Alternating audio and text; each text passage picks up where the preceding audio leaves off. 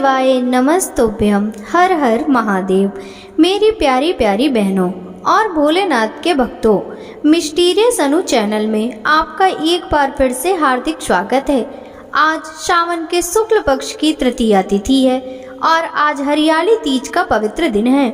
इस दिन भगवान शिव ने माता पार्वती को उनकी कठोर तपस्या के बाद अपनी पत्नी के रूप में स्वीकार किया था। ऐसे में यह पर्व शिव और शक्ति के पुनर्मिलन के रूप में भी मनाया जाता है। आज के दिन हरियाली तीज और भगवान शिव तथा माता पार्वती की पावन कथाओं को सुनने से घर में सुख समृद्धि का वास होता है और दाम्पत्य जीवन सुखमय हो जाता है। आज मैं आपको सुनाने जा रही हूँ हरियाली तीज की बड़ी ही दुर्लभ कथा।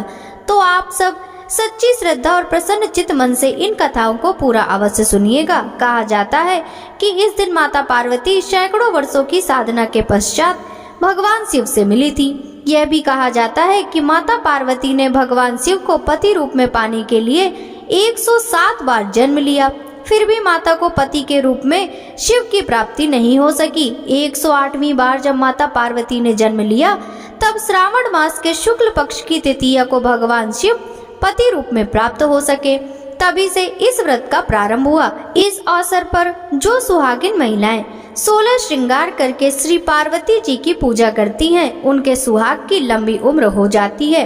साथ ही देवी पार्वती के कहने पर शिव जी ने आशीर्वाद दिया कि जो भी कुंवारी कन्या इस व्रत को रखेगी और शिव पार्वती की पूजा करेगी, उनके विवाह में आने वाली बाधाएं दूर होंगी, साथ ही योग्य वर की प्राप्ति होगी। सुहागन स्त्रियों को इस व्रत से सौभाग्य की प्राप्ति होगी और लंबे समय तक पति के साथ वैवाहिक जीवन का सुख प्राप्त करेंगी।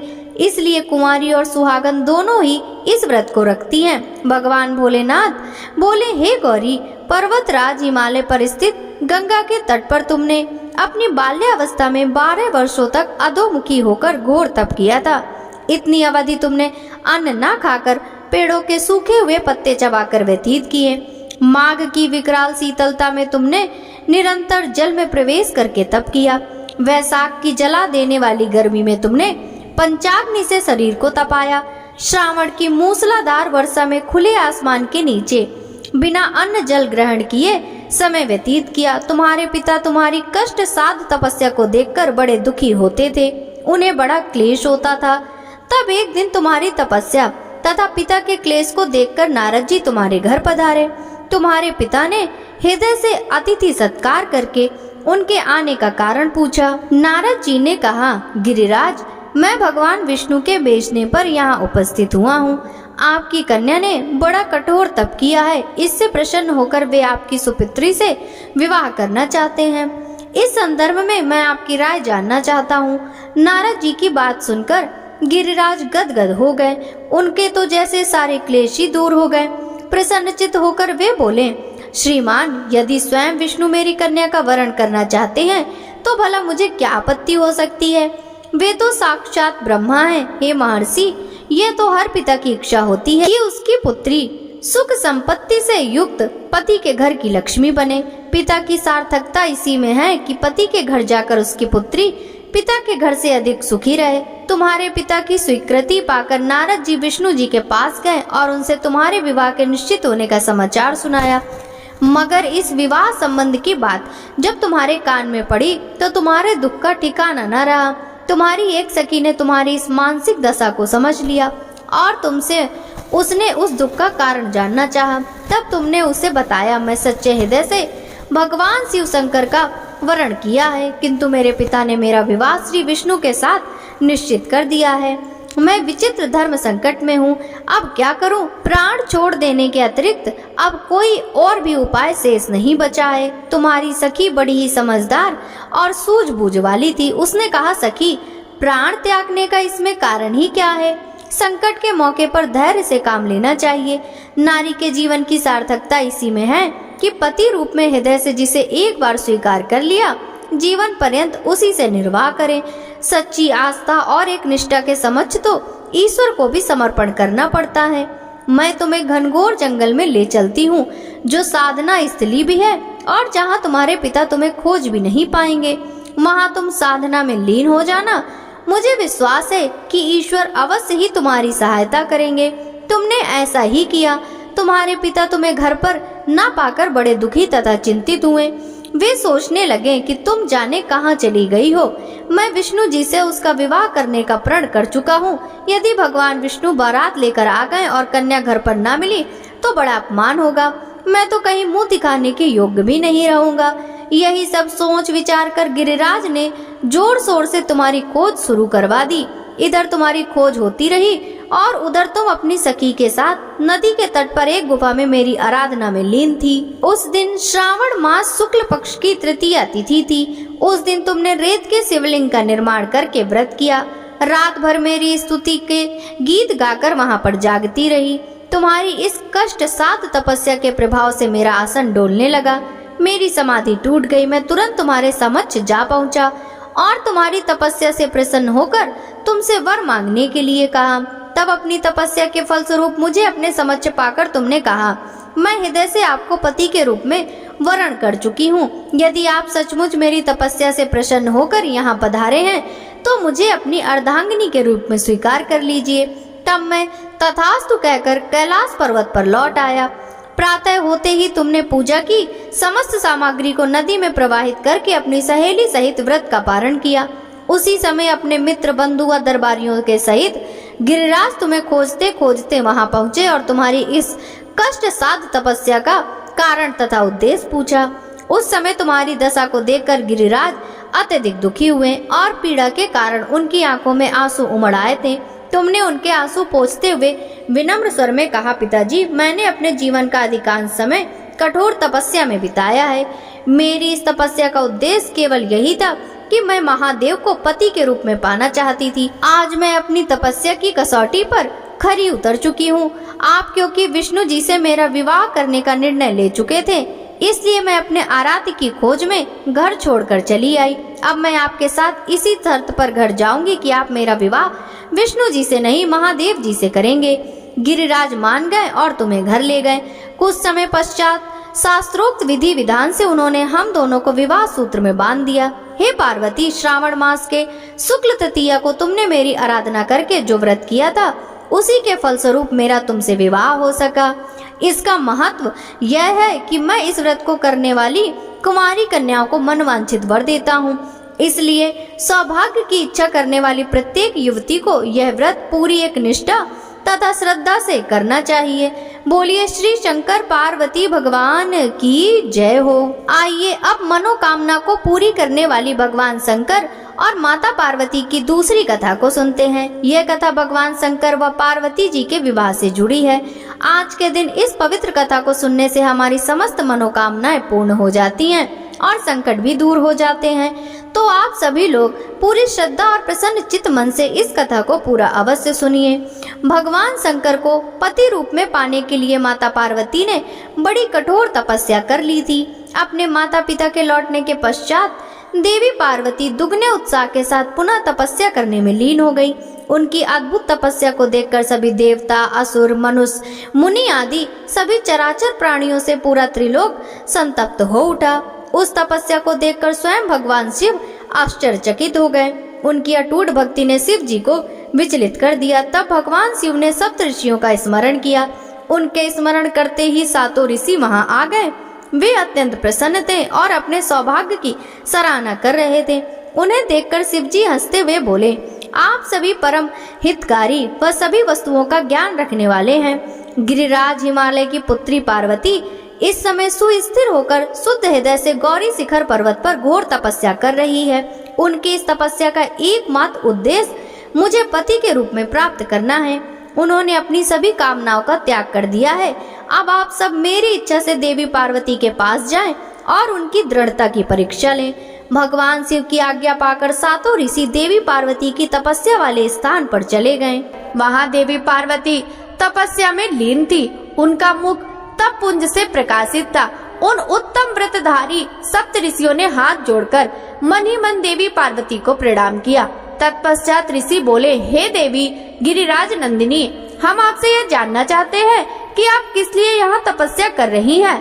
आप इस तप के द्वारा किस देवता को प्रसन्न करना चाहती हैं और आपको किस फल की इच्छा है। उन सप्त ऋषियों के इस प्रकार पूछने पर गिरिराज कुमारी देवी पार्वती बोली, मुनीश्वरों, आप लोगों को मेरी बातें अवश्य ही असंभव लगेंगी। साथ ही मुझे इस बात की भी आशंका है कि आप लोग मेरा परिहास उड़ाएंगे, परंतु फिर भी जब आपने मुझसे कुछ पूछा है तो मैं आपको इसका उत्तर अवश्य दूंगी। मेरा मन एक बहुत उत्तम कार्य के लिए तपस्या कर रहा है।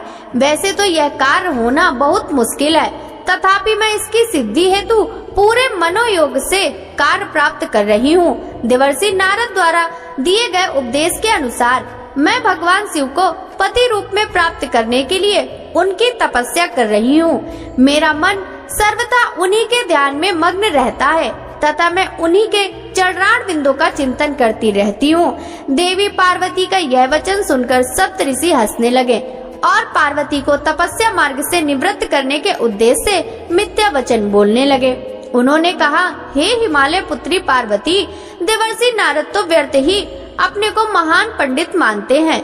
उनके मन में क्रूरता भरी है। आप तो बहुत समझदार दिखाई देती हैं। क्या आप उनको समझ नहीं पाई? नारद सदैव छल कपट की बातें करते हैं। वे दूसरों को मोह माया में डालते रहते हैं। उनकी बातें मानने से सिर्फ हानि ही होती है।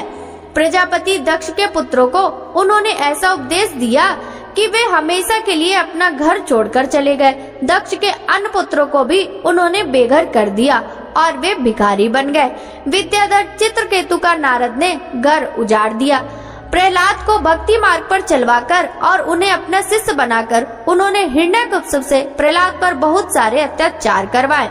मुनि नारद सदैव लोगों को अपनी मीठी मीठी वाणी द्वारा मोहित करते हैं, फिर अपनी इच्छा अनुसार सबसे कार्य करवाते हैं। वे केवल शरीर से ही शुद्ध दिखाई देते हैं, जबकि उनका मन मलिन और क्लेश युक्त रहता है। वे सदैव हमारे साथ रहते हैं, इसलिए हम उन्हें भली भांति जानते और पहचानते हैं। हे देवी, आप तो अत्यंत विद्वान और परम ज्ञानी जान पड़ती हैं। भला आप कैसे नारद के द्वारा मूर्ख बन गई? देवी पार्वती, आप जिनके लिए इतनी कठोर तपस्या कर रही हैं, वे भगवान शिव तो बहुत उदासीन और निर्विकार हैं। वे सदैव काम के शत्रु हैं। हे पार्वती, आप थोड़ा विचार करके देखो कि आप किस प्रकार का पति चाहती हैं। आप मुनि नारद के बहकावे में ना आए। भगवान शिव तो महान निर्लज, अमंगल रूप, काम के परम शत्रु, निर्विकारी, उदासीन, कुल से हीन, भूतों व प्रेतों के साथ रहने वाले। भला इस प्रकार का पति पाकर आपको किस प्रकार का सुख मिल सकता है? नारद मुनि ने अपनी माया से तुम्हारे ज्ञान और विवेक को पूर्णतः नष्ट कर दिया है और तुम्हें अपनी छल कपट प्रपंचों वाली बात से छला है। हे देवी, कृपया आप ये सोचे कि इन्हीं शिव शंकर से आप परम गुणवती सुंदर दक्ष की पुत्री सती के साथ विवाह किया था। उस बेचारी को भी उनके साथ अत्यंत दुख उठाने पड़े। भगवान शिव सती को त्याग कर पुनः अपने ध्यान में निमग्न हो गए। वे सदा अकेले और शांत रहने वाले हैं। वे किसी के साथ निर्वाह नहीं कर सकते। तभी तो देवी सती ने इसी दुख के कारण अपने पिता के घर जाकर अपने शरीर को योगाग्नि में जलाकर भस्म कर दिया था। हे देवी, इन सब बातों को यदि आप शांत मन से ध्यान लगाकर सोचे तो वे पूर्णतः सही पाएंगी। इसलिए हम आपसे यह प्रार्थना करते हैं कि आप यह तपस्या कर शिव जी को प्रसन्न करने का हठ छोड़ दें और वापस अपने पिता हिमालय के घर चली जाएं। जहाँ तक आपके विवाह का प्रश्न है, हम आपका विवाह योग वर से अवश्य करा देंगे। इस समय आपके लिए त्रिलोकी में सबसे योग्य पुरुष वैकुंठ के स्वामी लक्ष्मीपति श्री हरि विष्णु हैं। वे तुम्हारे अनुरूप ही सुंदर एवं मंगलकारी हैं।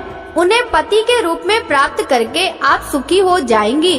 अतः देवी, भगवान शिव को पति रूप में प्राप्त करने के इस हठ को त्याग दे। सप्तऋषियों की ऐसी बातें सुनकर साक्षात जगदम्बा का अवतार देवी पार्वती हंसने लगी और उन परम ज्ञानी सप्तऋषियों से बोली, हे मुनीश्वरों, आप अपनी समझ के अनुसार सही कह रहे हैं, परंतु मैं अपने दृढ़ विश्वास को त्याग नहीं सकती। मैं गिरिराज हिमालय की पुत्री हूँ। पर्वत पुत्री होने के कारण मैं स्वाभाविक रूप से कठोर हूँ। मैं तपस्या से घबरा नहीं सकती। इसलिए हे मुनिगणों, आप मुझे रोकने की चेष्टा न करें। मैं जानती हूँ कि देवर्षि नारद ने जो उपदेश मुझे दिया है और शिव जी की प्राप्ति का साधन जो मुझे बताया है वह असत्य नहीं है। मैं उसका पालन अवश्य ही करूंगी। यह तो सर्वविदित है कि गुरुजनों का वचन सदैव हित के लिए ही होता है, इसलिए मैं अपने गुरु नारद जी के वचनों का सर्वथा पालन करूंगी। इससे ही मुझे दुखों से छुटकारा मिलेगा और सुख की प्राप्ति होगी। जो गुरु के वचनों को मिथ्या जानकर उन पर नहीं चलते, उन्हें इस लोक और परलोक में दुख ही मिलता है। इसलिए गुरु के वचनों को पत्थर की लकीर मानकर उनका पालन करना चाहिए। अतः मेरा घर बसे या न बसे, मैं तपस्या का यह पथ नहीं छोड़ूंगी। हे मुनीश्वरों, आपका कथन भी सही है। भगवान विष्णु सद्गुणों से युक्त है तथा नित नई लीलाएं रचते हैं, परंतु भगवान शिव साक्षात परम ब्रह्म है। वे परम आनंदमय हैं। माया मोह में फंसे लोगों को ही प्रपंचों की आवश्यकता होती है। ईश्वर को इन सब की न तो कोई आवश्यकता होती है और न ही रुचि। भगवान शिव सिर्फ भक्ति से ही प्रसन्न होते हैं। वे धर्म या जाति विशेष पर कृपा नहीं करते।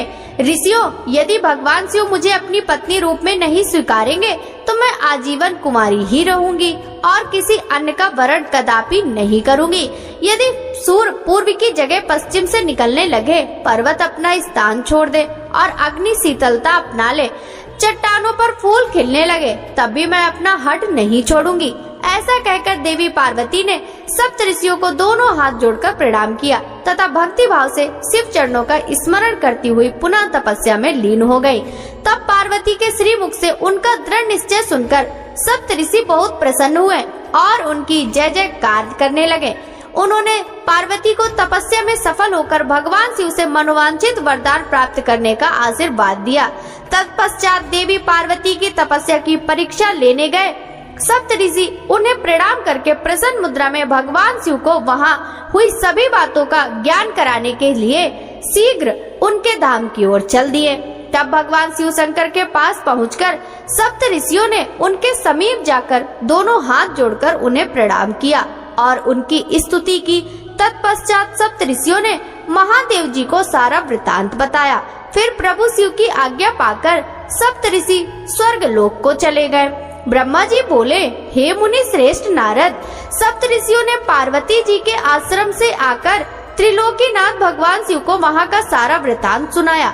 सप्त ऋषियों के अपने लोक चले जाने के पश्चात शिव जी ने देवी पार्वती की तपस्या की स्वयं परीक्षा लेने के बारे में सोचा। परीक्षा लेने के लिए महादेव जी ने एक तपस्वी का रूप धारण किया और उस स्थान की ओर चल दिए जहाँ पार्वती तपस्या रती। आश्रम में पहुंचकर उन्होंने देखा देवी पार्वती वेदी पर बैठी हुई थी और उनका मुखमंडल चंद्रमा की कला के समान तेजोदीप था। भगवान शिव ब्राह्मण देवता का रूप धर के उनके सम्मुख पहुँचे। ब्राह्मण देवता को आया देखकर पार्वती ने भक्ति पूर्वक उनका फल फूलों से पूजन सत्कार किया। पूजन के बाद देवी पार्वती ने ब्राह्मण देवता से पूछा, हे ब्राह्मण देवता, आप कौन हैं और कहां से पधारे हैं? मुनीश्वर, आपके परम तेज से यह पूरा वन प्रकाशित हो रहा है। कृपया कर मुझे यहाँ आने का कारण बताइए। तब ब्राह्मण रूप धरे हुए महादेव जी बोले, मैं इच्छा अनुसार विचलने वाला ब्राह्मण हूँ। मेरा मन प्रभु के चरणों का ही ध्यान करता है। मेरी बुद्धि सदैव उन्हीं का स्मरण करती है। मैं दूसरों को सुखी करने का खुश रहता हूँ। देवी, मैं एक तपस्वी हूँ, पर आप कौन हैं? आप किसकी पुत्री हैं और इस समय इस निर्जन वन में क्या कर रही हैं? हे देवी, आप इस दुर्लभ और कठिन तपस्या से किसे प्रसन्न करना चाहती हैं? तपस्या या तो ऋषि मुनि करते हैं या फिर भगवान के चरणों में ध्यान लगाना वृद्धों का काम है। भला इस तरुणावस्था में आप क्यों घर के ऐसो आराम को त्याग कर ब्रह्मचर्य का पालन करती हुई तपस्वी का जीवन जी रही हैं? आप किस तपस्वी की धर्म पत्नी हैं और पति के समान तप कर रही हैं? हे देवी, अपने बारे में मुझे जानकारी दीजिए कि आपका क्या नाम है और आपके पिता का क्या नाम है। आप किस प्रकार तप के प्रति आसक्त हो गई? क्या आप वेद माता गायत्री हैं, लक्ष्मी हैं अथवा सरस्वती हैं? देवी पार्वती बोली, हे मुनि श्रेष्ठ, न तो मैं वेद माता गायत्री हूँ, न लक्ष्मी और न ही सरस्वती हूँ। मैं गिरिराज हिमालय की पुत्री पार्वती हूँ। पूर्व जन्म में मैं प्रजापति दक्ष की पुत्री सती थी, परंतु मेरे पिता दक्ष के द्वारा मेरे पति भगवान शिव का अपमान देखकर मैंने योगाग्नि द्वारा अपने शरीर को जलाकर भस्म कर दिया था। इस जन्म में भी प्रभु शिव शंकर की सेवा करने का मुझे अवसर मिला था। मैं नियम पूर्वक उनकी सेवा में व्यस्त थी, परंतु दुर्भाग्य से कामदेव के चलाए गए बाण के फलस्वरूप शिव जी को क्रोध आ गया और उन्होंने कामदेव को अपने क्रोध की अग्नि से भस्म कर दिया और वहां से उठकर चले गए। उनके इस प्रकार चले जाने से मैं पीड़ित होकर उनकी प्राप्ति का प्रयत्न करने हेतु तपस्या करने गंगा के तट पर चली आई। यहाँ मैं बहुत लंबे समय से कठोर तपस्या कर रही हूँ ताकि मैं शिव जी को पुनः पति के रूप में प्राप्त कर सकूं, परंतु मैं ऐसा करने में सफल नहीं हो सकी हूँ। मैं अभी अग्नि में प्रवेश करने वाली थी कि आपको आया देखकर ठहर गई। अब आप जाइए, मैं अग्नि में प्रवेश करूंगी क्योंकि भगवान शिव ने मुझे स्वीकार नहीं किया है। ऐसा कहकर देवी पार्वती उन ब्राह्मण देवता के सामने ही अग्नि में समा गई। ब्राह्मण देव ने उन्हें ऐसा करने से बहुत रोका, परंतु देवी पार्वती ने उनकी एक बात भी नहीं सुनी और अग्नि में प्रवेश कर लिया। परंतु देवी पार्वती की तपस्या के प्रभाव से फलस्वरूप वह धधकती हुई अग्नि एकदम ठंडी हो गई। सहसा पार्वती आकाश में ऊपर की ओर उठने लगी। तब ब्राह्मण रूप धारण किए हुए भगवान शिव हंसते हुए बोले, हे देवी, तुम्हारे शरीर पर अग्नि का कोई प्रभाव न पड़ना तुम्हारी तपस्या की सफलता का ही एक सूचक है, परंतु मन वांछित इच्छा का पूरा न होना तुम्हारी असफलता को दर्शाता है। अतः देवी, तुम मुझ ब्राह्मण से अपनी तपस्या के मनोरथ को बताओ। शिव जी के इस प्रकार पूछने पर उत्तम व्रत का पालन करने वाली देवी पार्वती ने अपनी सखी को उत्तर देने के लिए कहा। उनकी सखी बोली, हे साधु महाराज, मेरी सखी गिरिराज हिमालय की पुत्री है। पार्वती का अभी तक विवाह नहीं हुआ। हे भगवान शिव को पति रूप में प्राप्त करना चाहती है, इसी के लिए वे 3000 वर्षों से कठोर तपस्या कर रही है। मेरी सखी पार्वती ब्रह्मा, विष्णु और देवराज इंद्र को छोड़कर पिनाक पाड़ी भगवान शंकर को ही पति रूप में प्राप्त करना चाहती है, इसलिए ये मुनि नारद की आज्ञा अनुसार कठोर तपस्या कर रही है। देवी पार्वती की सखी की बातें सुनकर जटाधारी तपस्वी का वेश धारण किए हुए भगवान शिव हंसते हुए बोले, देवी, आपकी सखी ने जो कुछ मुझे बताया मुझे परिहास जैसा लगता है। यदि फिर भी यह सत्य है तो पार्वती आप स्वयं इस बात को स्वीकार करें और मुझसे इस बात को कहें। पार्वती बोली, हे जटाधारी मुनि, मेरी सखी ने जो कुछ भी आपको बताया है वह बिल्कुल सत्य है। मैंने मन, वाणी और क्रिया से भगवान शिव को ही पति रूप में वर्ण किया है। मैं जानती हूँ कि महादेव जी को पति रूप में प्राप्त करना बहुत ही दुर्लभ कार्य है, फिर भी मेरे हृदय में और मेरे ध्यान में सदैव वे ही निवास करते हैं। अतः उन्हीं की प्राप्ति के लिए ही मैंने इस तपस्या के कठिन मार्ग को चुना है। यह सब ब्राह्मण को बताकर देवी पार्वती चुप हो गई। उनकी बातों को सुनकर ब्राह्मण देवता बोले, हे देवी, अभी कुछ समय पूर्व तक मेरे मन में यह जानने की प्रबल इच्छा थी कि आप क्यों कठोर तपस्या कर रही हैं, परंतु देवी, आपके मुख से यह सब सुनकर मेरी जिज्ञासा पूरी तरह शांत हो गई। देवी, आपके किए गए कार्य के अनुरूप ही इसका परिणाम होगा, परंतु यदि तुम्हें यह सुख देता है तो यही करो। यह कहकर ब्राह्मण जैसे ही जाने के लिए उठे, वैसे ही देवी पार्वती उन्हें प्रणाम करके बोली, हे विप्रवर, आप कहाँ जा रहे हैं? कृपया यहाँ कुछ देर और ठहरिए और मेरे हित की बात कहिए। देवी पार्वती के ये वचन सुनकर साधु का वेश धारण किए हुए भगवान शिव वहीं ठहर गए और बोले, हे देवी, यदि आप वाकई मुझे यहाँ रोककर मुझसे अपने हित की बात सुनना चाहती हैं, तो मैं आपको अवश्य ही समझाऊंगा, जिससे आपको अपने हित का स्वयं ज्ञान हो जाएगा।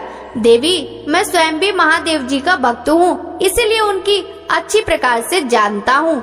जिस भगवान शिव को आप अपना पति बनाना चाहती हैं, वे प्रभु शिव शंकर सदैव अपने शरीर पर भस्म धारण किए रहते हैं।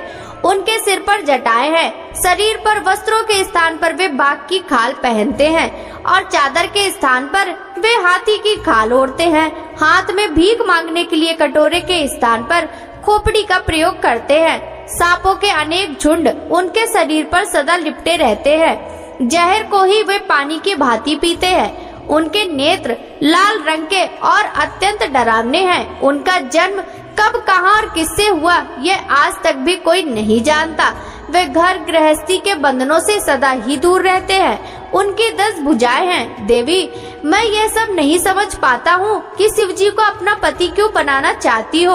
आपका विवेक कहाँ चला गया है? प्रजापति दक्ष ने अपनी पुत्री सती को सिर्फ इसलिए ही अपने यज्ञ में नहीं बुलाया क्योंकि वे कपालधारु बिच्छुक की भार्या है। उन्होंने अपने यज्ञ में शिव के अतिरिक्त सभी देवताओं को भाग दिया। इसी अपमान से क्रोधित होकर सती ने अपने प्राणों को त्याग दिया था।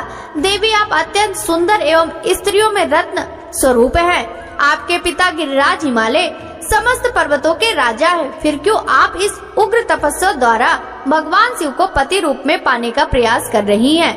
क्यों आप सोने की मुद्रा के बदले कांच को खरीदना चाहती हैं? सुगंधित चंदन को छोड़कर अपने शरीर पर कीचड़ क्यों मलना चाहती हैं? सूर्य के तेज को छोड़कर क्यों जुगनू की चमक पाना चाहती हैं? सुंदर मुलायम वस्त्रों को त्यागकर क्यों चमड़ों से अपने शरीर को ढकना चाहती हैं? क्यों राजमहल को छोड़कर वनों और जंगलों में भटकना चाहती हैं? आपकी बुद्धि को क्या हो गया है जो आप देवराज इंद्र एवं अन्य देवताओं को, जो कि रत्नों के भंडार है, छोड़कर लोहे को अर्थात शिव जी को पाने की इच्छा करती हैं? सच तो यह है कि इस समय मुझे आपके साथ शिव जी का संबंध परस्पर विरुद्ध दिखाई दे रहा है।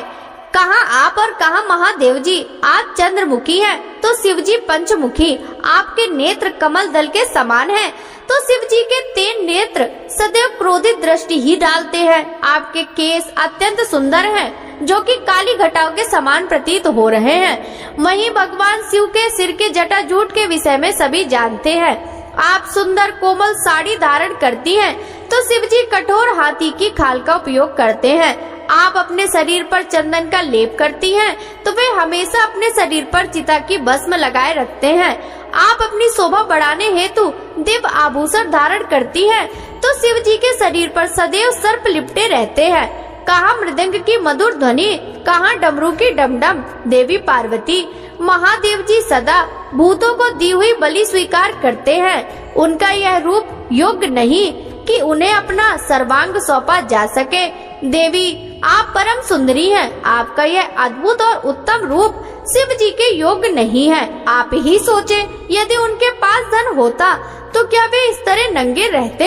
सवारी के नाम पर उनके पास एक पुराना बैल है। कन्या के लिए योग्य वर ढूंढते समय वर की जिन जिन विशेषताओं और गुणों को देखा परखा जाता है, शिव जी में वह कोई भी गुण मौजूद नहीं है। और तो वर आपके प्रिय कामदेव जी को भी उन्होंने अपनी क्रोधाग्नि से भस्म कर दिया था। साथ ही उस समय आपको छोड़कर चले जाना आपका अनादर करना ही था। हे देवी, उनकी जात पात ज्ञान और विद्या के बारे में सभी अनजान हैं। पिशाच ही उनके सहायक है। उनके गले में विष दिखाई देता है। वे सदैव सबसे अलग थलग रहते हैं। इसलिए आपको भगवान शिव के साथ अपने मन को कदापि नहीं जोड़ना चाहिए। आपके और उनके रूप और गुण सभी अलग अलग हैं, जो कि परस्पर एक दूसरे के विरोधी जान पड़ते हैं। इसी कारण मुझे आपका और महादेव जी का संबंध रुचिकर नहीं लगता। फिर जो भी आपकी इच्छा हो वैसा ही करो। वैसे मैं तो यही कहना चाहता हूँ कि आप असत की ओर से अपना मन हटा लें। यदि यह सब नहीं करना चाहती तो आपकी इच्छा, जो चाहो करो। अब मुझे और कुछ नहीं कहना। उन ब्राह्मण मुनि बातों को सुनकर देवी पार्वती दुखी हुई। अपने प्राण प्रिय त्रिलोकीनाथ शिव के विषय में कठोर शब्दों को सुनकर उन्हें बहुत बुरा लगा। वे मन में ही मन क्रोधित हो गई, लेकिन मन ही मन यह सोच रही थी कि शिव के सौंदर्य को स्थूल दृष्टि से देखने परखने का प्रयास करने वाले कैसे जान सकते हैं। संसारी व्यक्ति मंगल अमंगल को अपने सुख के साथ जोड़कर देखता है, वह सत्य को कहाँ देख पाता है। इस तरह विवेक द्वारा अपने मन को समझा बुझाकर अपने को संयत करती हुई देवी पार्वती कहने लगी। पार्वती बोली, हे ब्राह्मण देवता, मैं तो आपको परम ज्ञानी महात्मा समझ रही थी, परंतु आपका भेद मेरे सामने पूर्णतः खुल चुका है। आपने शिव जी के विषय में मुझे जो कुछ भी बताया वह मुझे पहले से ही ज्ञात है, पर यह सब बातें सर्वथा झूठ हैं। इनमें सत्य कुछ भी नहीं है। आपने तो कहा था कि शिव जी को अच्छी प्रकार से जानते हैं। आपकी बातें सुनकर लगता है कि आप झूठ बोल रहे हैं, क्योंकि ज्ञानी मनुष्य कभी भी त्रिलोकीनाथ भगवान शिव के विषय में कोई भी अप्रिय बात नहीं कहते। ये सही है कि लीलावश शिव जी कभी कभी अद्भुत वेश धारण कर लेते हैं, परंतु सच्चाई तो यह है कि वे साक्षात परम ब्रह्म हैं, वे ही परमात्मा हैं। उन्होंने स्वेच्छा से ही ऐसा वेश धारण किया है। हे ब्राह्मण, आप कौन हैं जो ब्राह्मण का रूप धरकर मुझे छलने के लिए यहाँ आए हैं? आप ऐसी अनुचित व असंगत बातें करके एवं तर्क वितर्क करके क्या साबित करना चाहते हैं? मैं भगवान शिव के स्वरूप को भली भांति जानती हूँ। वास्तव में शिव जी निर्गुण ब्रह्म है। समस्त गुण ही जिनका स्वरूप हो, भला उनकी जाति कैसे हो सकती है? शिव जी तो सभी विद्याओं का आधार है, भला फिर उनको विद्या से क्या काम हो सकता है? पूर्व काल में भगवान शिव ने ही श्री हरि विष्णु को संपूर्ण वेद प्रदान किए थे, जो चराचर जगत के पिता हैं। उनके भक्तजन मृत्यु को भी जीत लेते हैं, जिनके द्वारा इस प्रकृति की उत्पत्ति हुई है, जो सभी तत्वों के आरंभ के विषय में जानते हैं। उनकी आयु का माप कैसे किया जा सकता है? भक्त वत्सल शिव जी सदा ही अपने भक्तों के वश में रहते हैं। वे अपने भक्तों को प्रसन्न होने पर प्रभु शक्ति, उत्साह शक्ति और मंत्र शक्ति नामक अच्छे शक्तियाँ प्रदान करते हैं। उनके परम चरणों का ध्यान करके ही मृत्यु को जीता जा सकता है। इसलिए शिव जी को मृत्युंजय नाम से जाना जाता है। भगवान शिव की कृपा प्राप्त करके ही विष्णु जी को विष्णुत्व, ब्रह्मा जी को ब्रह्मत्व और अन्य देवताओं को देवतत्व की प्राप्ति हुई। भगवान शिव महाप्रभु हैं। ऐसे कल्याणमयी भगवान शिव की आराधना करने से ऐसा कौन सा मनोरथ है जो सिद्ध नहीं हो सकता? उनकी सेवा न करने से मनुष्य 7 जन्मों तक दरिद्र होता है। वहीं दूसरी ओर उनका भक्ति पूर्वक पूजन करने से सदैव के लिए लक्ष्मी की प्राप्ति होती है। भगवान शिव के समक्ष 8 सिद्धियां सिर झुकाकर इसीलिए नृत्य करती हैं कि भगवान उनसे सदा संतुष्ट रहे। भला ऐसे भगवान शिव के लिए कोई भी वस्तु कैसे दुर्लभ हो सकती है? भगवान शिव का स्मरण करने से ही सबका मंगल होता है। इनकी पूजा के प्रभाव से ही उपासक की सभी कामनाएं सिद्ध हो जाती हैं। ऐसे निर्विकारी भगवान शिव में भला विकार कहाँ से और कैसे आ सकता है? जिस मनुष्य के मुख में सदैव शिव का मंगलकारी नाम रहता है, उसके दर्शन मात्र से ही सब पवित्र हो जाते हैं। आपने कहा था कि वे अपने शरीर पर चिता की भस्म लगाते हैं। यह पूर्णतः सत्य है, परंतु उनके शरीर पर लगी हुई यह भस्म जब जमीन पर गिरकर झड़ती है तो क्यों सभी देवता उस भस्म को अपने मस्तक पर लगाकर अपने को धन्य समझते हैं? अर्थात उनके स्पर्श मात्र से ही अपवित्र वस्तु भी पवित्र हो जाती है। भगवान शिव ही इस जगत के पालन करता, सृष्टिकर्ता और संहारक हैं। भला उन्हें कैसे साधारण बुद्धि द्वारा जाना जा सकता है? उनके निर्गुण रूप को आप लोग जैसे जान सकते हैं, दुराचारी और पापी मनुष्य भगवान शिव के स्वरूप को नहीं समझ सकते। जो मनुष्य अपने अहंकार और अज्ञानता के कारण शिव तत्व की निंदा करते हैं, उनके जन्म का सारा पुण्य भस्म हो जाता है। हे ब्राह्मण, आपको ज्ञानी महात्मा जानकर मैंने आपकी पूजा की है, परंतु आपने शिव जी की निंदा करके अपने साथ साथ मुझे भी पाप का भागी बना दिया है। आप घोर शिव द्रोही हैं। शास्त्रों में बताया गया है कि शिव द्रोही का दर्शन हो जाने पर शुद्धिकरण हेतु स्नान करना चाहिए तथा प्रायश्चित करना चाहिए। यह कहकर देवी पार्वती का क्रोध और बढ़ गया और वे बोली, अरे दुष्ट, तुम तो कह रहे थे कि तुम शंकर को जानते हो, परंतु सच तो यह है कि तुम उन सनातन शिव जी को नहीं जानते हो। भगवान शिव परम ज्ञानी, सत्पुरुषों के प्रीतम व सदैव निर्विकार रहने वाले हैं। वे मेरे अभीष्ट देव हैं। ब्रह्मा और विष्णु भी सदा महादेव जी को ही नमन करते हैं। सारे देवताओं द्वारा शिव जी को आराध्य माना जाता है। काल भी सदा उनके अधीन रहता है। वे भक्त वत्सल शिव शंकर ही सर्वेश्वर है और हम सबके परमेश्वर हैं। वे दीन दुखियों पर अपनी कृपा दृष्टि बनाए रखते हैं।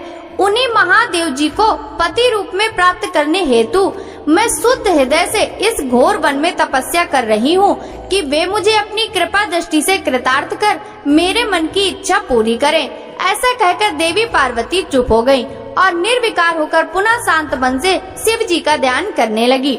उनकी बातों को सुन ब्राह्मण देवता ने जैसे ही कुछ कहना चाहा, पार्वती ने मुंह फेर लिया और अपनी सखी विजया से बोली, सखी इस अधम ब्राह्मण को रोको, यह बहुत देर से मेरे आराध्य प्रभु शिव की निंदा कर रहा है। अब पुनः उनके ही विषय में कुछ बुरा भला कहना चाहता है। शिव निंदा करने वाले के साथ साथ शिव निंदा सुनने वाला भी पाप का भागी बन जाता है। अतः भगवान शिव के उपासकों को शिव निंदा करने वालों का वध कर देना चाहिए। यदि शिव निंदा करने वाला कोई ब्राह्मण हो तो उसका त्याग कर देना चाहिए तथा उस स्थान से दूर चले जाना चाहिए। यह दुष्ट ब्राह्मण है, अतः हम इसका वध नहीं कर सकते, इसलिए हमें इसका तुरंत त्याग कर देना चाहिए। हमें इसका मुंह भी नहीं देखना चाहिए। हम सब आज इसी समय इस स्थान को छोड़कर किसी दूसरे स्थान पर चले जाते हैं, ताकि इस अज्ञानी ब्राह्मण से पुनः हमारी भेंट ना हो। इस प्रकार कहकर देवी पार्वती ने जैसे ही कहीं और चले जाने के उद्देश्य से अपना पैर आगे बढ़ाया, वैसे ही भगवान शिव अपने साक्षात रूप में उनके सामने प्रकट हो गए। देवी पार्वती ने अपने ध्यान के दौरान शिव के जिस रूप का स्मरण किया था, शिव जी ने उन्हें उसी रूप के साक्षात दर्शन करा दिए। साक्षात भगवान शंकर को इस तरह अनायास ही अपने सामने पाकर गिरजा नंदिनी पार्वती का सिर शर्म से झुक गया। तब भगवान शिव देवी पार्वती से बोले, हे प्रिय, आप मुझे यहाँ अकेला छोड़कर कहाँ जा रही हैं? देवी, मैं आपकी इस कठोर तपस्या से अत्यंत प्रसन्न हुआ हूँ। मैंने सभी देवताओं एवं ऋषि मुनियों से आपकी तपस्या और दृढ़ निश्चय की प्रशंसा सुनी है, इसलिए आप परीक्षा लेने की ठानकर मैं आपके सामने चला आया। अब आप मुझसे कुछ भी मांग सकती हैं, क्योंकि मैं जान चुका हूँ आप अप्रतिम सौंदर्य की प्रतिमा होने के साथ साथ बुद्धि और विवेक का अनूठा संगम है। आज आपने अपने उत्तम भक्ति भाव से मुझे अपना खरीदा हुआ दास बना लिया है। सुस्थिर चित्त वाली देवी गिरिजा, मैं जान गया हूँ कि आप ही मेरे सनातन पत्नी हैं। मैंने अनेकों प्रकार से आपकी परीक्षा ली है। हे देवी, मेरे इस अपराध को आप क्षमा कर दें। हे शिवे, इन तीनों लोकों में आपके समान अनुरागिणी कोई नहीं है, न थी और न कभी हो सकती है। मैं आपके अधीन हूँ। देवी, आपने मुझे पति बनाने का उद्देश्य मन में लेकर यह कठिन तपस्या की है, अतः आपकी इस इच्छा को पूरा करना मेरा धर्म है। देवी, मैं शीघ्र ही आपका पाणी ग्रहण कर आपको अपने साथ कैलाश पर्वत पर ले जाऊंगा। देवाधिदेव महादेव जी के इन वचनों को सुनकर गिरिजा नंदिनी पार्वती जी के आनंद की कोई सीमा न रही। वे अत्यंत प्रसन्न हुई। हर्षातिरेक से उनका तपस्या करते हुए सारा कष्ट एक पल में ही दूर हो गया। उनकी सारी थकावट तुरंत ही दूर हो गई। पार्वती अपनी तपस्या की सफलता और त्रिलोकीनाथ भक्त वत्सल महादेव जी के साक्षात दर्शन पाकर कृतार्थ हो गई और उनके सभी दुख क्लेश पल भर में ही दूर हो गए। ब्रह्मा जी कहते हैं, नारद, परमेश्वर भगवान शिव की बातें सुनकर और उनके साक्षात स्वरूप का दर्शन पाकर देवी पार्वती को बहुत हर्ष हुआ। उनका मुखमंडल प्रसन्नता के कारण कमल दल के समान खिला हो गया। उस समय वे बहुत सुख का अनुभव करने लगी।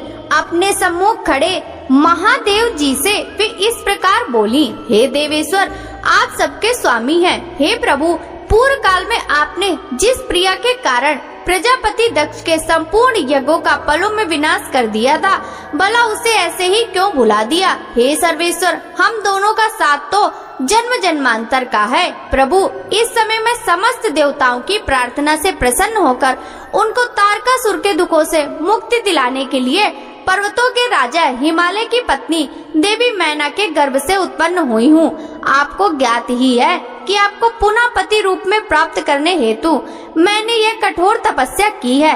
इसीलिए देवेश, आप मुझसे विवाह कर मुझे मेरी इच्छा अनुसार अपनी पत्नी बना ले। भगवान, आप तो अनेक लीलाएं रचते हैं। अब आप मेरे पिता शैलराज हिमालय और मेरी माता मैना के समक्ष चलकर उनसे मेरा हाथ मांग लीजिए। भगवान, जब आप इन सब बातों से मेरे पिता को अवगत कराएंगे, तब वे निश्चय ही मेरा हाथ प्रसन्नता पूर्वक आपको सौंप देंगे।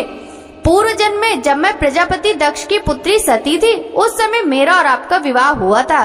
तब मेरे पिता दक्ष ने ग्रहों की पूजा नहीं की थी। उस समय विवाह में ग्रह पूजन से संबंधी बहुत बड़ी त्रुटि रह गई थी। मैं चाहती हूँ कि इस बार शास्त्रोक्त विधि से हमारा विवाह संपन्न हो। हमें विवाह से संबंधित सभी रीति रिवाजों और रस्मों का भली भांति पालन करना चाहिए ताकि इस बार हमारा विवाह सफल हो सके। देवेश्वर, आप मेरे पिता हिमालय को इस संबंध में बताएं ताकि उन्हें अपनी पुत्री की तपस्या के विषय में ज्ञात हो। देवी पार्वती के प्रेम और निष्ठा भरे शब्द को सुनकर भगवान शिव शंकर बहुत प्रसन्न हुए और हंसते हुए बोले, हे देवी महेश्वरी, इस संसार में हमारे आसपास जो कुछ भी दिखाई देता है वह सभी नाशवान अर्थात नश्वर है। मैं निर्गुण परमात्मा हूँ। मैं अपने प्रकाश से प्रकाशित होता हूँ। मेरा अस्तित्व स्वतंत्र है। देवी, आप समस्त कर्मों को करने वाली प्रकृति हैं। आप ही महामाया हैं। आपने ही मुझे इस माया मोह के बंधनों में फंसाया है। मैंने इन सभी को धारण कर रखा है। कौन मुख्य ग्रह है, कौन ऋतु समूह है। हे देवी, आप और मैं दोनों ही सदैव अपने भक्तों को सुख देने के लिए ही अवतार ग्रहण करते हैं। आप सगुण और निर्गुण प्रकृति हैं। हे गिरजे, मैं आपके पिता के पास आपका हाथ मांगने के लिए नहीं जा सकता, फिर भी आपकी इच्छा को पूरा करना मेरा कर्तव्य है। अतः आप जैसा कहेंगी मैं अवश्य ही करूँगा। महादेव जी के ऐसा कहने पर देवी पार्वती अति हर्ष का अनुभव करने लगी और शिव जी को भक्ति पूर्वक प्रणाम करके बोली, हे नाथ, आप परमात्मा हैं और मैं प्रकृति हूँ। हम दोनों का अस्तित्व स्वतंत्र एवं सगुण है, फिर भी अपने भक्तों की इच्छा पूरा करना हमारा कर्तव्य है।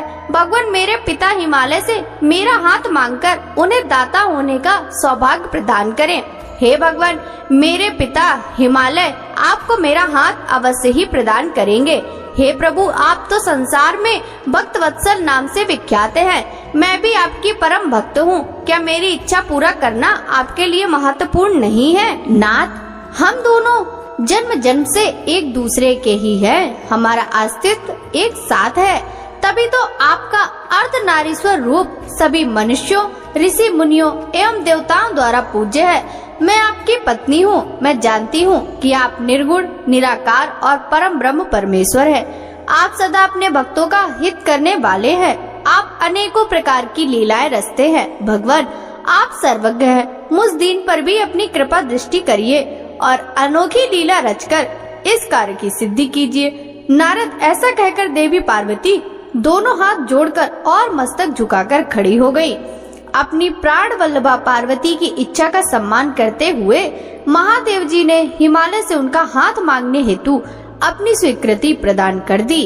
तत्पश्चात त्रिलोकीनाथ महादेव जी उस स्थान से अंतर ध्यान होकर अपने निवास कैलाश पर्वत पर चले गए। कैलाश पर्वत पर पहुंचकर शिव जी ने प्रसन्नता पूर्वक सारा वृतांत नंदीश्वर सहित अपने गणों को भी सुनाया।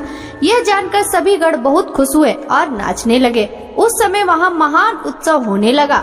उस समय सभी खुश थे। हे नारद, उसके बाद मैंने भगवान शिव की आज्ञा पाकर शिव पार्वती विवाह के शेष कार्य को पूरा कराया। हे नारद, इस प्रकार मैंने तुम्हें भगवान शिव पार्वती के विवाह का विवरण सुनाया। यह उत्तम कथा शोक का नाश करने वाली, आनंद, धन और आयु की वृद्धि करने वाली है।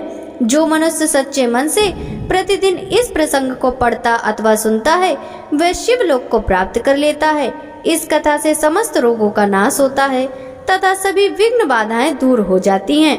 यह कथा यश, पुत्र, पौत्र आदि मनोवांछित वस्तु प्रदान करने वाली तथा मोक्ष प्रदान करने वाली है। सभी शुभ और मंगल कार्यों के समय इस कथा का पठन अथवा श्रवण करने से समस्त कार्यों की सिद्धि होती है। इसमें कोई संशय नहीं है। यह सर्वथा सत्य है। तो मेरी प्यारी प्यारी बहनों और महादेव के भक्तों, यह थी भगवान शिव और माता पार्वती के अलौकिक मिलन की अमर गाथा, जो हमें यह सिखाती है कि जहाँ सच्चा प्रेम, अटूट विश्वास और दृढ़ संकल्प होता है, वहाँ स्वयं महादेव को भी भक्त के सामने झुकना पड़ता है। यह कथा हमें यह प्रेरणा देती है कि जीवन की कोई भी परीक्षा या बाधा हमारी निष्ठा और धैर्य से बड़ी नहीं हो सकती। मिस्टीरियस अनु चैनल की ओर से आप सभी को हरियाली तीज की हार्दिक शुभकामनाएं। भगवान शिव और माँ गौरी का आशीर्वाद आप और आपके परिवार पर सदा बना रहे। आपको इस महागाथा का कौन सा अंश सबसे अधिक प्रेरणादायक लगा, हमें नीचे कमेंट में अवश्य बताइए। यदि यह दिव्य कथा आपके हृदय को छू गई हो तो अपना प्रेम दर्शाने के लिए इस वीडियो को एक लाइक करें और इसे अपने प्रियजनों के साथ शेयर करें। सनातन धर्म की ऐसी ही गहरी और प्रामाणिक कथाओं से हमेशा जुड़े रहने के लिए ना भूलें। हम जल्दी मिलेंगे एक और अद्भुत कहानी के साथ। तब तक के लिए हर हर महादेव।